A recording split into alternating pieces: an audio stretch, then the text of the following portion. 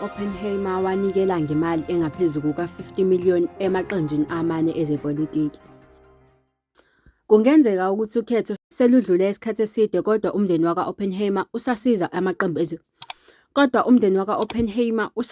amaqembu ezepolitiki ngezigidi zoxhaso.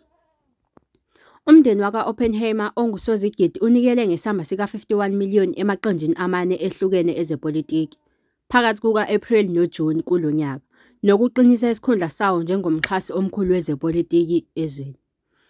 Lesi sibalo sishicilelwe yiKhomishini Yokhetho yaseNingizimu Afrika, i-IEC, njengengxenye yohlaka olusemthethweni lweminikelo eyamenyezelwa amaqembu ezombusazwe engxenyeni yokuqala konyaka wezimali u-2024 kuya ku-2025.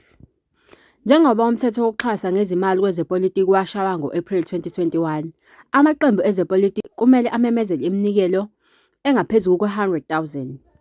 Kungenzeka ukuthi ukhetho seludlulile, kodwa umndeni wakwa-Oppenheimer usasiza amaqembu ezepolitiki ngezigidi zoxhaso. Iminikelo yabo ka-51 million ihlukaniswe phakathi kweNkatha Freedom Party, iDemocratic Alliance, neBuild One South Africa ne-Action SA. Usozigidi owazalelwa eThekwini, uMartin Marshall, naye akehli ijubane ngeminikelo, ehlukanise u-26.5 million wakhe phakathi kweBosa, i-Action SA ne-IFP. Isikhondlakhondla senethiwekhi u-MTN unikele ngemali engaphezu kuka-500,000 lilinye ku-African National Congress kanye ne-Economic Freedom Fighters.